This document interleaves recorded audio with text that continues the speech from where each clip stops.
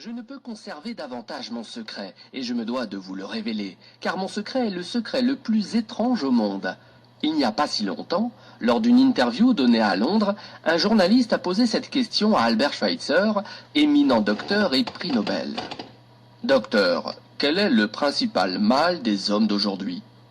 Cet éminent docteur resta un moment silencieux, analysant le plus finement possible le problème, et répondit: l'être humain ne pense pas. Voici très brièvement, mais très explicitement, le propos dont je veux vous entretenir maintenant.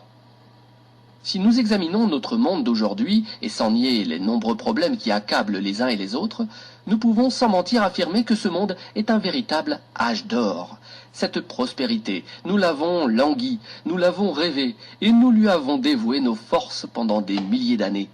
Maintenant, nous avons tout oublié et considérons qu'elle va de soi. Nous, aux États-Unis, sommes particulièrement privilégiés. Nous vivons dans le pays le plus riche qui a jamais existé sur la Terre, un pays qui offre à chacun une foison d'opportunités pour atteindre les sommets de la richesse et de la gloire. Et que voyons-nous? Un gâchis. Prenons 100 hommes, tous âgés de 25 ans, et mettons-les sur la case de départ de la réussite sociale. Laissons le temps passer et retrouvons nos 100 hommes à l'âge de 65 ans. Quel est le bilan? À 25 ans, tous avaient confiance dans leurs forces et dans leurs capacités. Ils désiraient avidement ce succès que tous espèrent. Leurs propos exprimaient ce désir et leurs yeux brillaient de cette lumière si spécifique à ceux qui aspirent à la vie. Leur carrière avançait résolument en avant et la vie était alors un magnifique terrain d'aventure. Maintenant, ils ont atteint 65 ans et voici le bilan. 1 est riche, 4 n'ont aucun souci financier, 5 travaillent encore, 54 ont besoin d'une assistance. Au total, seuls 5 hommes sur les 100 ont réussi. Pourquoi tous ces échecs? Pourquoi l'enthousiasme et l'aspiration de leurs 25 ans n'ont-ils pas abouti? Pourquoi leurs rêves, leurs espoirs et leurs plans sont-ils restés lettres mortes?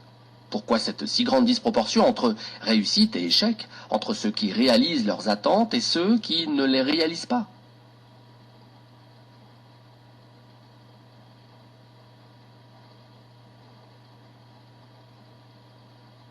Définition du succès. Sur nos 100 hommes, 5 seulement ont réussi, soit 5%. Mais qu'est-ce que le succès pour que nous puissions dire qu'un tel a réussi et qu'un tel n'a pas réussi? Le succès est la réalisation progressive d'un idéal qui vaut la peine. Lorsqu'un homme travaille dans un but déterminé et sait vers où il avance, sa vie est un succès. Autrement, sa vie est un échec. Le succès est la réalisation progressive d'un idéal qui vaut la peine. Rollo May, un psychiatre réputé, a écrit un livre merveilleux, Man's Search for Himself, ou L'homme à la recherche de lui-même. Dans ce livre, il écrit: dans notre société, l'opposé du courage n'est pas la poltronnerie, mais la conformité. Conformité, voilà le drame de notre époque. L'homme n'aspire plus à être lui-même, mais à être l'autre. Il le suit sans savoir pourquoi et sans savoir où il va, réconforté dans la douce idée qu'il fait comme tout le monde. Les statistiques montrent que l'Amérique compte plus de 14 millions de personnes âgées de 65 ans et plus. Or, sur ces 14 millions, environ 13 millions sont des personnes financièrement assistées, car ne disposant pas des revenus suffisants pour assurer leurs besoins minimaux. L'enfant apprend à lire vers l'âge de 7 ans, il apprend à prendre en charge sa vie et souvent à assumer également les charges d'une famille à 25 ans. Il arrive à 65 ans et ne sait pas être financièrement indépendant, alors qu'il réside dans le pays le plus riche que la Terre n'ait jamais connu. Pourquoi? Parce qu'il aspire avant tout à la conformité. Au lieu de s'engager dans le chemin des 5% qui réussissent, son aspiration à faire comme les autres le conduit dans le chemin des 95% qui échouent. D'où vient cette aspiration à la conformité au point de renoncer à toute affirmation de soi? Généralement, ces personnes sont incapables de répondre à cette question. Elles ne savent pas vraiment. En fait, elles sont pieds et mains liés dans les hasards de la vie. Elles sont convaincues qu'elles ne peuvent pas agir sur les événements, que ceux-ci sont gouvernés par des forces extérieures totalement hors de leur contrôle. Elles ont renoncé et se laissent balloter au gré de ces soi-disant forces. Elles se laissent diriger au lieu de se diriger elles-mêmes. Un sondage a été réalisé sur un très grand nombre d'hommes. Parmi les questions qui leur furent posées, une nous intéresse plus particulièrement. Pourquoi travaillez-vous? Pourquoi vous levez-vous tous les matins? 19 personnes sur 20 ne répondirent pas à cette question. 19 personnes sur 20 ne savent pas pourquoi elles travaillent, pourquoi elles se lèvent tous les jours à la même heure. Pour celles qui répondent, le refrain est le même. Tout le monde se lève pour aller travailler. Voilà le moteur de leur vie. Vouloir faire comme tout le monde. Voilà le drame de leur vie. Revenons à notre définition du succès, de l'homme qui réussit. Le seul homme qui réussit est celui qui réalise progressivement un idéal qui vaut la peine. La personne qui a une claire vision de son avenir et œuvre précisément pour réaliser cette vision, cette personne est un gagnant et ne peut pas perdre. Vous voulez des exemples? En voici. Un instituteur qui enseigne à l'école parce qu'il désire apporter des connaissances à l'enfant est un gagnant. Une femme qui s'occupe de sa maison et de ses enfants parce qu'elle désire devenir une épouse et une mère est une gagnante. L'homme qui s'occupe d'une station d'essence parce qu'il rêvait de s'occuper d'une station d'essence est un gagnant. Un vendeur qui aspire à devenir un excellent vendeur et voir l'entreprise qu'il emploie prospérer est un gagnant. Toute personne qui exerce le métier qu'elle désirait précisément exercer est un gagnant. Or, uniquement une personne sur 20 réussit dans cela. Les autres, elles exercent leur métier parce qu'il faut travailler, et non parce qu'elles désiraient ce métier. Sans intérêt personnel, point de véritable concurrence. Nous ne devons pas nous soucier de la concurrence, mais bien plus de savoir créer. Depuis plus de 20 ans, je recherche la clé du devenir des êtres humains. Existe-t-il une clé pour ouvrir la porte de la réussite, même si ce n'est pas une réussite totale? Est-il possible d'assurer la réalisation de son futur dans une large proportion selon ses désirs? Existe-t-il une recette garantissant le succès à quiconque la connaît et sait très exactement comment l'appliquer? À toutes ces questions, la réponse est oui, cette clé, cette recette, je l'ai trouvée.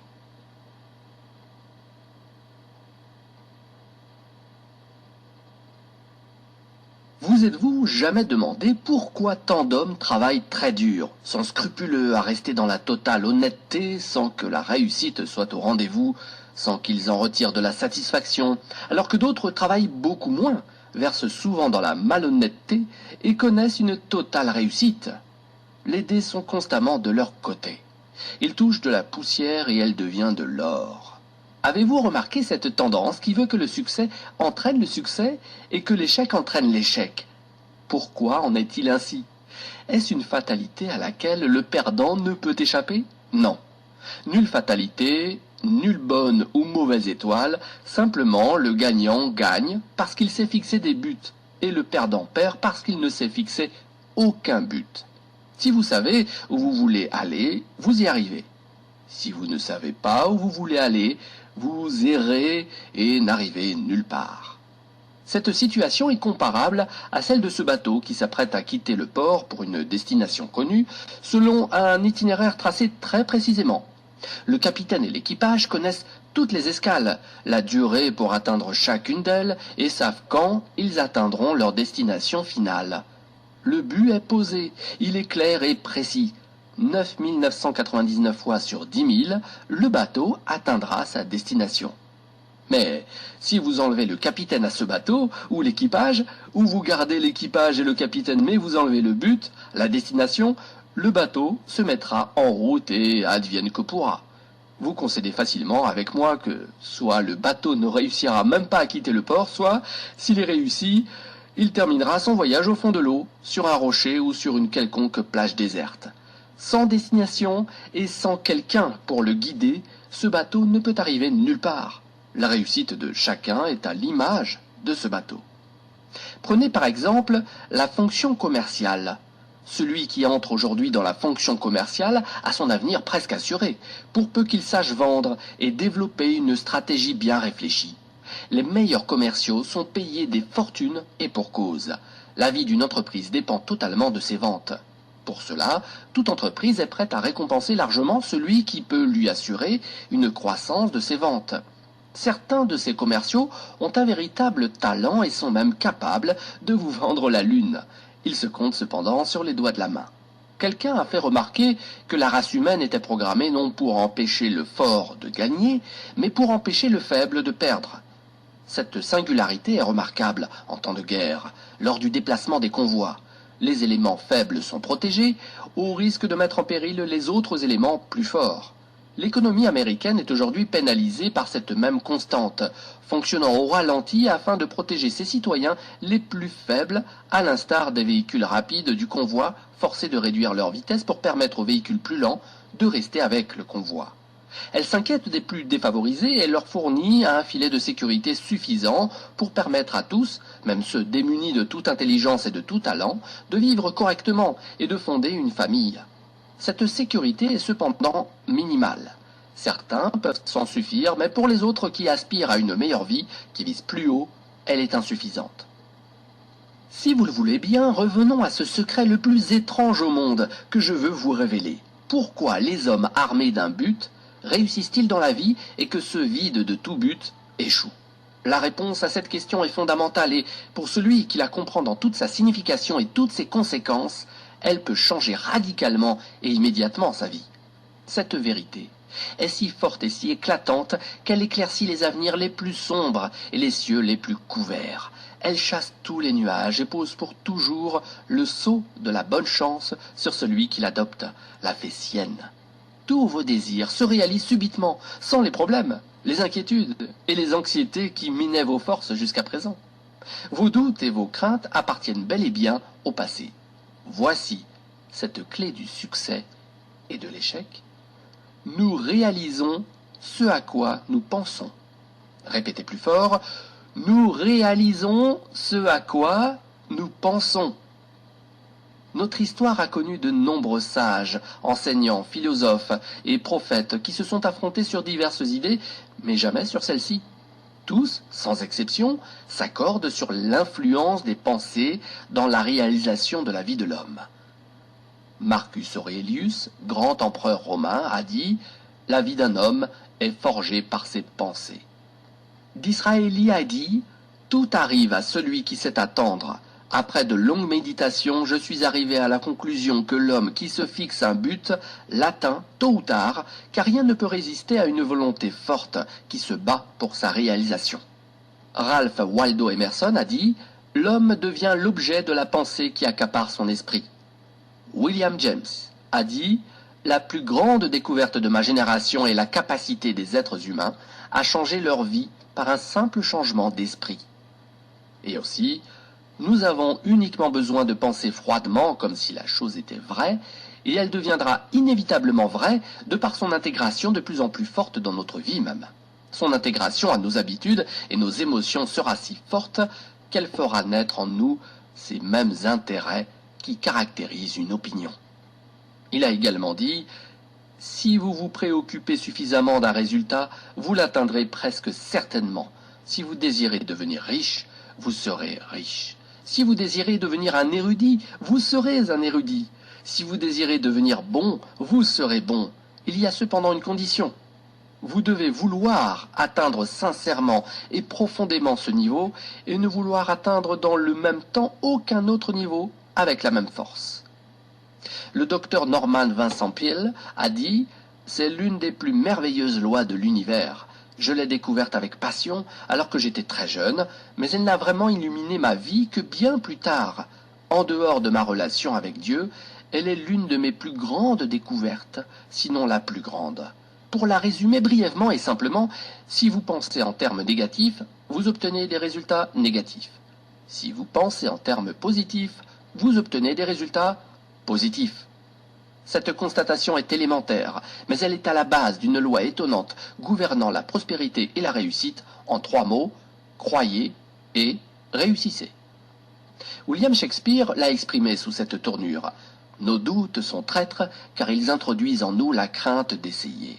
Faute d'essayer, nous perdons beaucoup.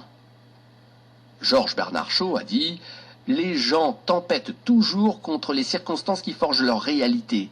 Je ne crois pas aux circonstances. Ceux qui obtiennent beaucoup de ce monde sont ceux qui recherchent activement et farouchement les circonstances qu'ils désirent pour eux-mêmes et les créent s'ils ne les trouvent pas. » Toutes ces paroles parlent d'elles-mêmes et ne nécessitent pas d'en ajouter. Chacun qui découvre ce secret et l'ampleur de sa portée, nous réalisons ce à quoi nous pensons, est si enthousiasmé par le changement qui s'opère dans sa vie qu'il pense un instant être le premier à le révéler.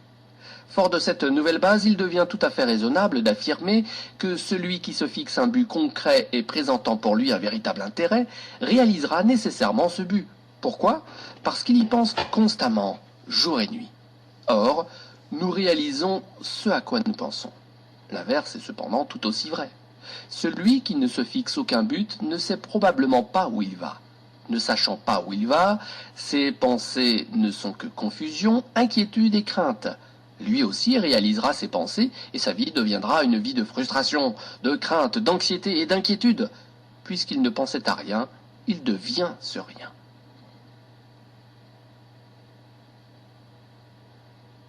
Vous récoltez ce que vous semez. Maintenant, comment ce principe fondamental fonctionne-t-il? Pour quelles raisons nos pensées doivent-elles se réaliser? D'après nos connaissances en la matière, voici ce que nous pouvons dire.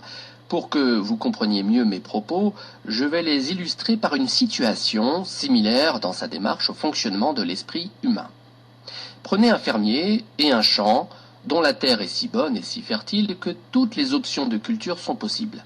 Notre fermier peut décider d'y planter tout ce qu'il désire, sans que cela fasse de différence pour la terre.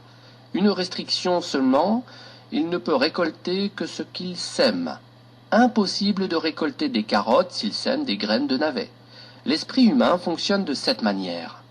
Vous pouvez y mettre tout ce que vous voulez, il ne fait pas de différence. Mais de la même manière que vous ne pouvez récolter que ce que vous semez, votre cerveau ne peut réaliser que les pensées que vous y mettez. Revenons à votre fermier. Disposant de 2 graines, l'une de maïs et l'autre de belladone, une fleur toxique pour l'homme, il décide de les planter toutes les 2. Il creuse 2 petits trous dans la terre, y pose une graine dans chacun d'eux, les recouvre de terre, arrose régulièrement l'endroit et soigne ces graines exactement comme il faut. Que va-t-il se produire? Le résultat, il est inscrit dans la Bible. Vous récoltez ce que vous semez. La fonction de la terre est totalement mécanique, non réfléchie. Elle s'active sur la graine pour la faire croître et l'amener au stade inscrit dans ses gènes, sans se préoccuper le moins du monde de l'essence de la graine. Vous y plantez un poison, elle produit du poison. Vous y plantez du maïs, elle produit du maïs. Notre fermier obtiendra finalement un plant de maïs et un plant de belladone, exactement ce qu'il avait planté. Certes, l'esprit humain est bien plus fertile, incroyable et mystérieux que la terre, mais il s'y apparente dans son fonctionnement. Comme la terre, il accepte tout ce que vous lui donnez. Succès, échec, but concret, confusion, malentendu, crainte, inquiétude, etc. Mais il produit uniquement à partir de ces matières premières. Vous récoltez ce que vous semez. Certains pensent que l'être humain a conquis tous les continents. C'est une erreur. Il en est un, grand, plus riche que nos rêves les plus fous ne peuvent imaginer, qui reste encore à défricher. Le continent de l'esprit humain. Il est immense et est prêt à toutes les semailles. Si ce trésor est véritablement tel que je le décris, pourquoi les gens ignorent-ils cette bonne fortune à portée de leurs mains et utilisent si peu leur esprit? La question se pose effectivement et mérite bien un livre à elle seule. L'esprit est un équipement standard fourni à tout être humain à sa naissance et, comme tout ce qui est gratuit, il est totalement déprécié.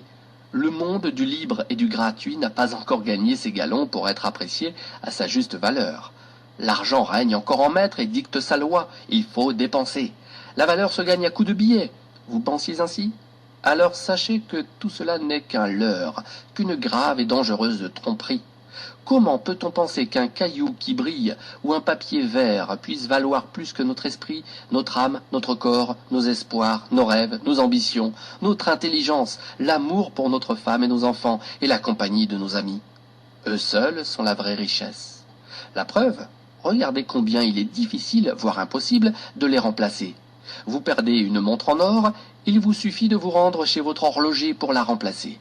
Vous perdez vos espoirs, c'est la descente en enfer.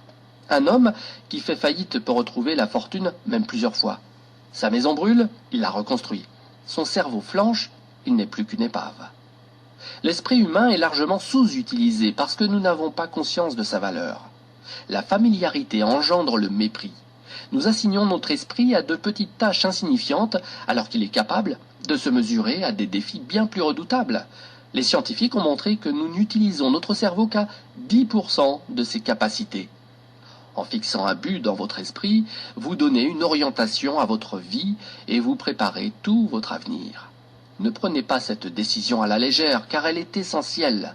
Votre vie en dépend. Voulez-vous devenir un commercial exceptionnel ou un ouvrier qui excelle dans son travail? Voulez-vous monter dans la hiérarchie au sein de votre entreprise ou de votre communauté? À toutes ces questions, une même réponse. Plantez la bonne graine dans votre esprit, soignez-la et mettez toute votre énergie pour atteindre votre but. Alors, ce but deviendra réalité et non parce que telle est votre volonté, mais parce qu'il ne peut en être autrement. Mon secret a force de loi, au même titre exactement que les lois de la gravitation de M. Isaac Newton. Si vous ne doutez pas qu'une personne qui saute dans le vide depuis le dernier étage d'un immeuble s'écrasera inévitablement au sol en vertu du principe de la gravitation qu'un corps descend et ne monte pas, vous ne pouvez pas douter qu'une personne qui se fixe un but et s'y emploie de toutes ses forces l'atteindra. Les lois de la nature fonctionnent toujours car elles sont immuables. Pensez à votre but d'une manière détendue et positive. Imaginez-vous que vous l'avez déjà réalisé. Imaginez-vous ce que sera votre vie lorsque vous aurez atteint votre but. Nous vivons à l'âge du phénobarbital, des ulcères et des dépressions nerveuses. Alors que la recherche médicale a considérablement relevé le niveau de la santé et de la longévité dans le monde, un trop grand nombre rabaisse ce niveau en voulant faire face à leurs soucis de leur propre petite manière, sans tenir compte des quelques grandes lois qui pourraient tout résoudre. Ces drames, nous en sommes les responsables directs car nous abritons les pensées qui les provoquent. Nous sommes le reflet de nos pensées, nous sommes ce que nous sommes puisque c'est exactement là où nous voulions être. Certains ne veulent pas admettre cette vérité, mais il n'en demeure pas moins que c'est la vérité. Chacun mange uniquement les fruits de ses pensées. Son futur n'est que la réalisation de ses pensées d'aujourd'hui, de demain, du mois prochain, de l'année prochaine. Notre vie est constamment guidée par notre esprit. Alors que je traversais l'Arizona en voiture, je vis l'un de ces véhicules monstrueux utilisés dans la construction, se traînant à quelques 50 km à l'heure sous la charge de quelques 20 tonnes de saleté. Un véhicule énorme et incroyable. Tout en haut, un homme petit de taille, les mains posées sur le volant, guidait et contrôlait le monstre. Cette image m'a frappé tant elle caractérisait l'esprit humain. Supposez un instant que c'est vous qui conduisez ce monstre de puissance. Vous êtes seul maître à bord et libre à vous de croiser les bras et laisser la bête aller s'enfoncer dans le premier fossé venu, ou vous agrippez fermement au volant pour la mener à bon port et l'utiliser pour le but que vous vous êtes fixé. La machine fera très exactement ce que vous lui direz. Cette loi du succès est une épée à double tranchant totalement contrôlée par nos pensées. D'un côté, elle vous procure succès, richesse, bonheur et tout ce que vous avez jamais rêvé pour vous et votre famille. D'un autre côté, elle vous enfonce dans les échecs, la pauvreté, le malheur et toutes les difficultés qu'on ne souhaite à personne. À vous seul de décider quel tranchant de l'épée vous voulez utiliser, le bon ou le mauvais.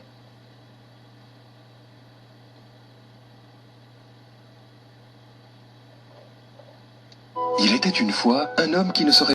Nous devenons ce à quoi nous pensons. C'est le secret le plus étrange au monde. Pourquoi est-il étrange et pourquoi est-il un secret? En fait, ce n'est pas du tout un secret puisqu'il était déjà connu des premiers sages et apparaît à plusieurs reprises dans la Bible. Il a été cependant si peu appris et si peu compris qu'il mérite son nom de secret et son qualificatif d'étrange.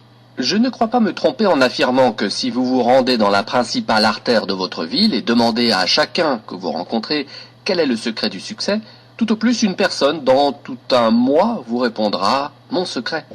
Ce secret n'a cependant de valeur que pour celui qui le comprend et l'applique. À partir de ce moment, sa vie change radicalement et avec elle la vie de tous ceux qui l'entourent, sa famille, ses employés, ses associés et ses amis. La vie doit être vécue comme une aventure passionnante et non comme un fardeau qui vous gêne tant que vous ne demandez qu'à en être débarrassé. Nous devons œuvrer pour qu'elle soit une source de joie et non une source d'ennui. Nous devons être contents de sortir du lit le matin, contents de nous rendre au travail et non rechigner à l'un et à l'autre. Lors de l'un de ses discours, George Patterson, rédacteur en chef du quotidien Toledo Daily Blade, a conclu dans ces mots que je n'ai jamais oubliés. Toutes ces années dans le journalisme m'ont convaincu de plusieurs choses. 1. Que les gens sont fondamentalement bons. 2. Que nous venons de quelque part et nous nous dirigeons vers quelque part. À nous de vivre au mieux ce passage. L'architecte de l'univers n'a pas construit un escalier ne menant nulle part.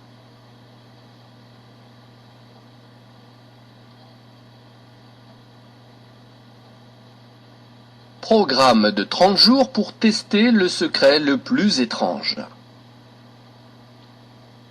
Comme je ne doute pas que nombre d'entre vous doutent de mes belles paroles, je vous propose de les vérifier par vous-même, de toucher de vos doigts les énormes bénéfices que vous pouvez en retirer. Le test dure 30 jours, et je le concède, est loin d'être facile.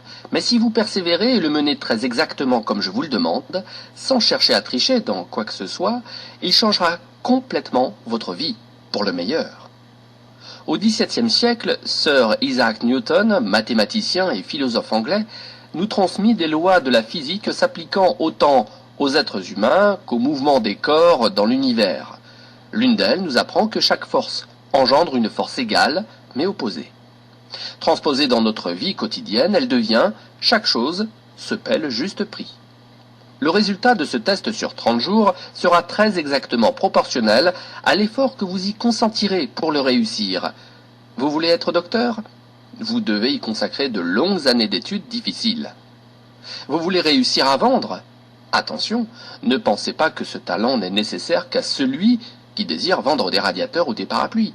Nous y faisons constamment appel, que ce soit pour convaincre notre famille de nos idées, convaincre l'école de nos enfants de notre système éducatif, convaincre nos enfants d'être honnêtes dans la vie, convaincre nos employés de donner davantage d'eux-mêmes, car convaincre, c'est vendre. Changer sa vie pour une vie meilleure se paie également. Quel en est le prix? D'abord, vous devez comprendre et être convaincu, au plus profond de vos sens et de votre intellect, que celui qui contrôle ses pensées contrôle sa vie. Vous devez être totalement convaincu que on ne récolte que ce que l'on sème. Ensuite, vous devez enlever toutes les entraves qui empêchent votre esprit de s'élever, d'exprimer toute sa puissance, conformément au plan divin qui en a voulu ainsi. Vous devez prendre conscience que vos limitations n'existent qu'en vous, alors que les opportunités de réussir sont en fait tellement nombreuses qu'il est difficile d'y croire. Vous devez vous libérer des chaînes, de la mesquinerie et des préjugés. Ceci fait, vous devez vous efforcer d'aborder tous vos problèmes sous un aspect positif. Fixez-vous un objectif et laissez votre merveilleux esprit y penser sous tous les angles possibles. Laissez votre imagination spéculer librement sur les solutions possibles. Refusez de croire qu'il puisse avoir des circonstances suffisamment fortes pour s'opposer à l'accomplissement de votre but. Dès que le chemin est clairement tracé dans votre esprit, agissez promptement et résolument. Imaginez-vous alors que vous vous trouvez au milieu de votre propre mine de diamants, comme Russell H. Conwell l'a suggéré. Ces points établis, mettez de côté au moins 10% de votre salaire et sachez que, quel que soit votre emploi actuel, toutes les portes de la réussite vous sont ouvertes, si seulement vous acceptez d'en payer le juste prix. Récapitulons tous les points importants que nous venons de voir. Ces points qui sont le prix à payer pour réaliser cette vie merveilleuse qui attend chacun de nous. Le cadeau est si beau qu'il mérite largement ce prix. 1. Nous devons ce à quoi nous pensons. 2. Donner libre cours à notre imagination pour permettre à l'esprit de dépasser ses limites. 3. S'armer de courage pour se concentrer uniquement sur le but fixé chaque jour. 4. Économiser 10% de notre salaire. Les idées n'ont de valeur que si elles sont concrétisées par des actions. Nous allons maintenant voir plus en détail ce programme de test sur 30 jours. Peut-être que vous ne le réussirez pas la première fois, mais vous n'avez strictement rien à perdre à essayer. Au contraire, vous allez très certainement y gagner.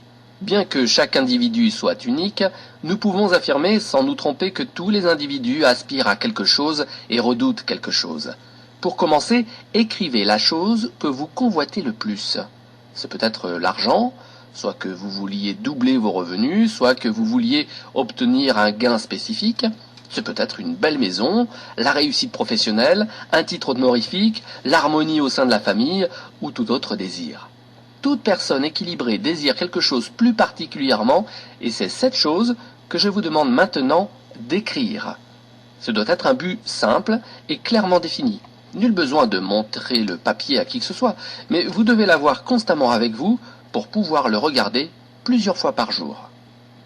Pensez-y dès que vous vous réveillez, d'une manière gaie, détendue et positive.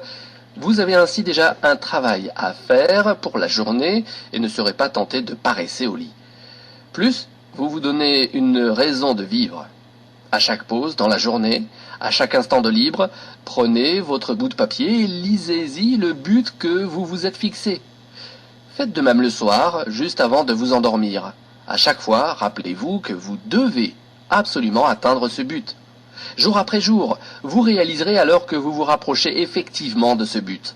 En fait, le moment même où vous l'avez écrit et avez commencé à y penser, déjà vous aviez atteint votre but.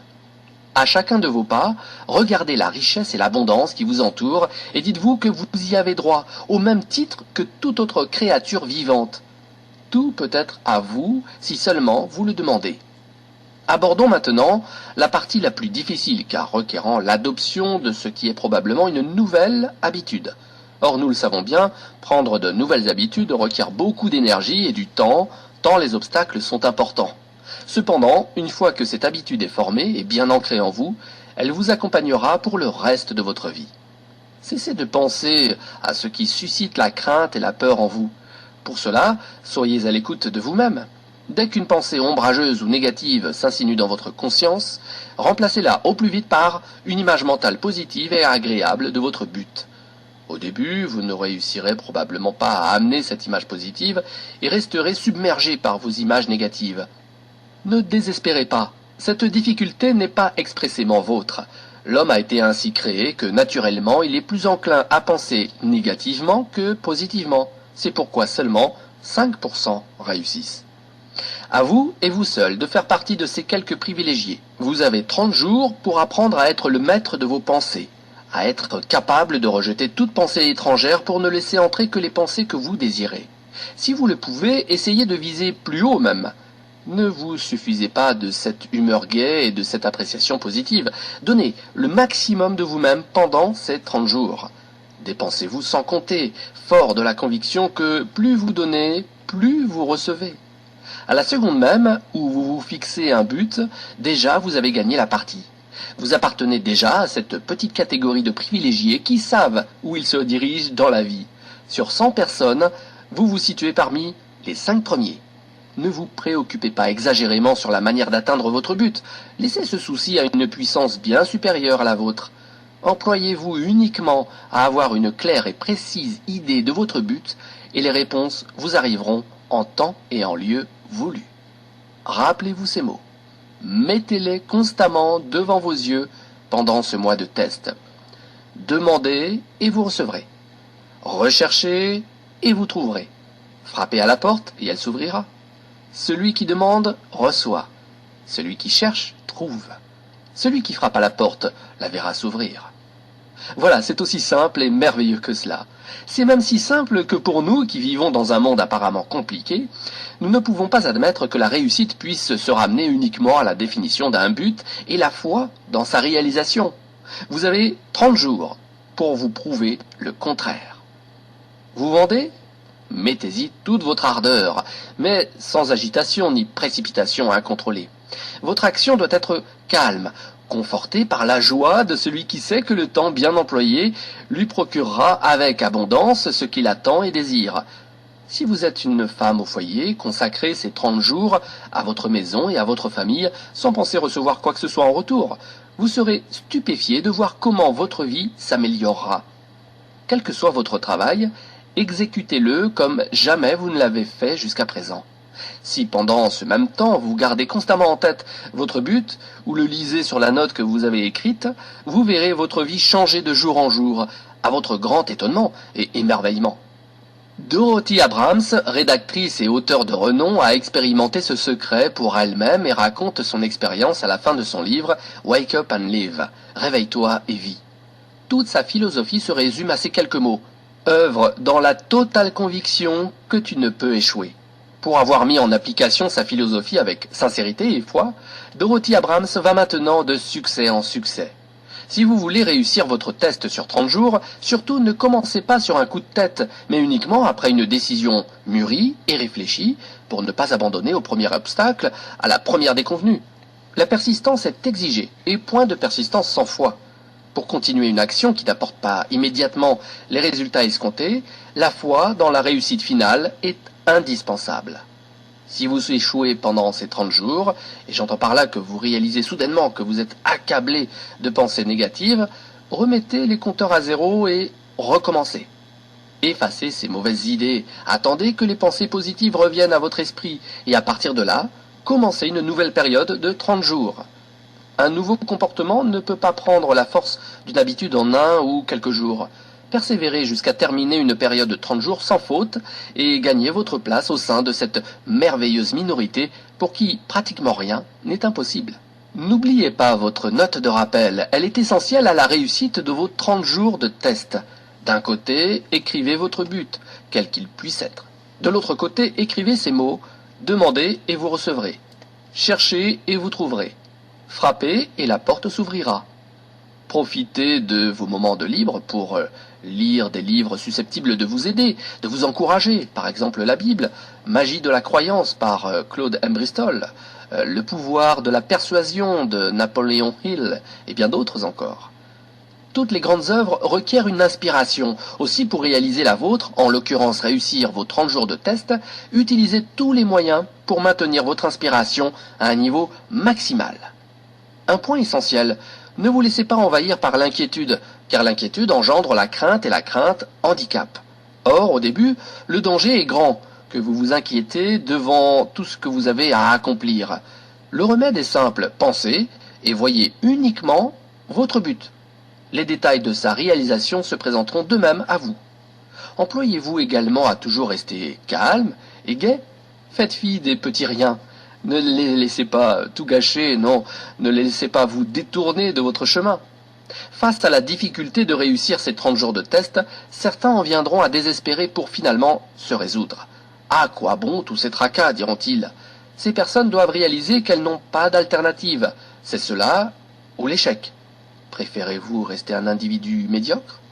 Préférez-vous vivre dans les soucis, la crainte et la frustration? N'oubliez pas que vous récoltez ce que vous semez. Si vous semez des pensées négatives, vous récoltez la négativité. Si vous semez des pensées positives, vous récoltez la gaieté, la réussite et la positivité. Maintenant, le temps passant, vous allez probablement oublier tout ce que vous venez d'entendre. Pour garder ce souvenir bien vivant, relisez plusieurs fois ce livre. Pensez sans cesse à ce que vous devez faire pour que cela devienne une véritable habitude. Réunissez régulièrement votre famille pour, tous ensemble, lire mon propos. La plupart des hommes affirment haut et fort vouloir faire de l'argent. Les seuls qui font de l'argent sont ceux qui travaillent à l'hôtel des monnaies. Les autres ne peuvent que gagner de l'argent. Cette différence échappe à beaucoup, d'où leur échec. Ils ne recherchent rien, n'offrent rien. Cela n'est pas et ne sera jamais la bonne manière pour gagner de l'argent. Nulle autre alternative que celle de fournir des services ou des produits nécessaires et utiles. En échange de ces produits et services, d'autres donnent de leur argent. La simple loi mathématique nous apprend alors que l'importance de ce retour financier est directement proportionnelle à l'importance des services. Le succès n'est pas le résultat, mais la cause d'un afflux d'argent, et il est directement proportionnel à notre service. La plupart des personnes pensent exactement l'inverse, que seul celui qui a déjà gagné beaucoup d'argent peut clamer « J'ai réussi !» Qu'elles réfléchissent et constatent leur erreur. L'argent découle forcément du succès, et non le succès de l'argent. Revenez à l'époque du chauffage au bois et supposez qu'un homme s'assoie devant son chauffage et lui dise « Chauffe et uniquement ensuite je t'ajoute du bois ». Stupide, n'est-ce pas? Mais savez-vous combien d'hommes et de femmes agissent exactement à l'instar de ce sot pour leur propre vie? Des millions. De la même manière que nous devons mettre de l'essence si nous voulons que la voiture avance, nous devons fournir d'abord un service et uniquement ensuite pouvons-nous espérer une entrée d'argent. Notre souci premier ne doit pas être l'argent mais le service. Occupez-vous seulement à construire, travailler, rêver et créer. La prospérité et l'abondance viendront d'elles-mêmes en leur temps. La prospérité est fondée sur la loi de l'échange mutuel, stipulant que toute personne qui contribue à la prospérité connaît à son tour la prospérité. Celle-ci proviendra soit des bénéficiaires directs de son service, soit d'autres personnes, mais forcément elle lui arrivera. Chaque action génère une action égale et opposée. Pendant votre période de 30 jours, rappelez-vous que votre succès dépend directement de la qualité et de la quantité de votre service. Comment les mesurer ? Par la quantité d'argent que vous recevez en contrepartie. Personne ne peut devenir riche sans enrichir d'autres. Une loi ne souffre d'aucune exception. Pensez à tous les métiers que vous trouvez dans une ville et essayez d'évaluer la quantité de services de chacun. Exercice très intéressant, n'est-ce pas ? Certains évoluent dans le domaine spirituel, tels les ministres, les religieux et autres personnes qui dévouent envers les autres, et elles aussi reçoivent en proportion de leurs services. Si vous avez compris cette loi, vous pouvez aisément fixer votre propre fortune. Vous voulez davantage ? Offrez davantage. Vous voulez moins ? Offrez moins. C'est le prix que vous devez payer pour obtenir ce que vous voulez. Si vous pensez pouvoir vous enrichir en trompant d'autres, vous allez rapidement déchanter. Vous récoltez ce que vous semez, comme vous respirez ce que vous avez expulsé. Ne faites jamais l'erreur de penser qu'il puisse en être autrement. C'est impossible. Les prisons et les rues désertées sont remplies de ces personnes qui ont voulu vivre d'après leurs propres lois, sur la seule base de leurs intérêts. Nous pouvons éviter les lois de l'homme, nous ne pouvons pas éviter les lois qui sont supérieures à l'homme. Un éminent docteur a récemment établi une liste en 6 points particulièrement utiles pour trouver le succès. 1. Se fixer un but clairement défini. 2. Cesser de se diminuer. 3. De penser aux raisons pour lesquelles vous ne pouvez pas réussir et penser aux raisons vous permettant d'espérer le succès. 4. Si vous pensez ne pas pouvoir réussir, essayez de vous rappeler quand et comment avez-vous eu cette première pensée. 5. Changez l'image que vous avez de vous-même en écrivant dans le détail la personne que vous voudriez être. 6. Agir à la mesure de la personne accomplie que vous avez décidé de devenir. L'auteur de cette liste est un éminent docteur en psychiatrie, David Harold Fink. Écoutez sa voix et écoutez la voix de tous les experts qui n'ont cessé de répéter, aussi loin que nous possédons de traces dans l'histoire, pour devenir la personne que vous rêvez de devenir, vous devez payer le prix. Somme toute, atteindre le succès n'est pas plus difficile que vivre dans l'échec. Terminez vos 30 jours de test, recommencez-les une seconde fois, une troisième fois, jusqu'à ancrer en vous vos nouvelles habitudes et les vivre intensément. La vérité vous apparaîtra au grand jour et vous ne voudrez plus vous en séparer. Vivez profondément votre nouvelle vie et voyez comment les portes de l'abondance s'ouvrent largement devant vous, déversant sur vous un flot de richesses que vous n'avez jamais espéré. De l'argent, vous en gagnerez en quantité, mais bien plus, vous gagnerez en paix intérieure. Vous appartiendrez à cette minorité privilégiée entre tous de pouvoir vivre dans la sérénité, la gaieté et la réussite. Commencez dès aujourd'hui ce changement merveilleux. Perdre ? Vous n'avez rien à perdre. Gagner ? Vous avez toute une vie à gagner. Nous espérons que vous trouverez la force d'appliquer tous les principes que nous avons ramenés dans ces lignes. Ne manquez alors pas de nous écrire pour nous faire savoir les changements intervenus dans votre vie.